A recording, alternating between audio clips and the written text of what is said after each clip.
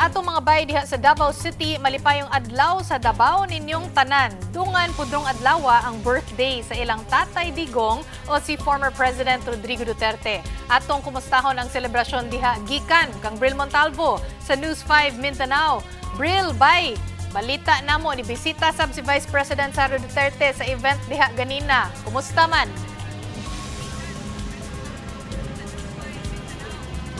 Chiki, tama ka diha karong adlaw gisaulog ang ika-89th selebrasyon sa araw ng Davao diri sa Davao City ug karon sabag gisaulog diri sa Davao City ang ika-81 nga birthday ni former President Rodrigo Duterte ug kaganiha present sa maong okasyon si Vice President Sara Duterte diin nakigduyog siya sa maong selebrasyon. Aton sa selebrasyon adunay gipahigayon sab nga parada Davaoenyo diin gisalmutan kini sa mga empleyado sa Davao City Hall ingon man mga private companies ug uban pa. Ug kaganiha si VP Sara nakighalubilo sab sa mga Davaoenyo diri nakipag-selfie picture taking siya sa mga nisalmot ni ining selebrasyon sa araw ng Davao diri sa maya San Pedro Square ug present sab si Davao City Mayor Baste Duterte ug pipila ka miyembro sa pamilya Duterte. Chiki. Oh, bay, Bril,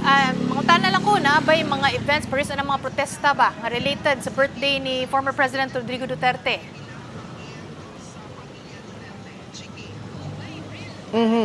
Karong adlaw Chiki ginasaulog sab diri sa Davao City kini nga ika-81 nga birthday ni former President Rodrigo Duterte ug walay nahimong protest sa apan adunay gipahigayon nga usa ka solidarity walk ang mga supporters ni former President Rodrigo Duterte gikan sa Rojas Avenue padulong sa San Pedro Square ug namakta sila ug suot ang ilahang green nga mga sanina isip suporta sa pamilya Duterte. Panawagan nila nga good health ingon man na more birthdays to come kay former President Rodrigo Duterte ug lakip na kini nga makauli na siya diri sa nasod Pilipinas. Chiki.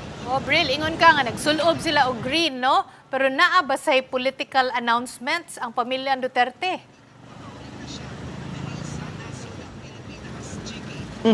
Kabalo ka Chiki atol sa selebrasyon kaganihang buntag adunay mga pamilya mga politiko nga mga supporters sa pamilya Duterte sama ni former COMELEC Commissioner Rowena Guanzon, Congressman Kiko Barzaga, ingon man si Congressman Leandro Liviste o sumala nila suportado nila si Vice President Sara Duterte sa iyahang kandidatura sa pagdagan sa pagka-presidente karong tuig 2028 ug sa pamilya Duterte sab kay Vice President Sara Duterte ug kay Mayor Baste wala na sila ni hisgot sa unsaman nga mga politikal nga panag-istorya. Chiki. Daghang kayong salamat sa imong oras bay ha. Mao to si Bril Montalvo gikan sa News 5 Mindanao.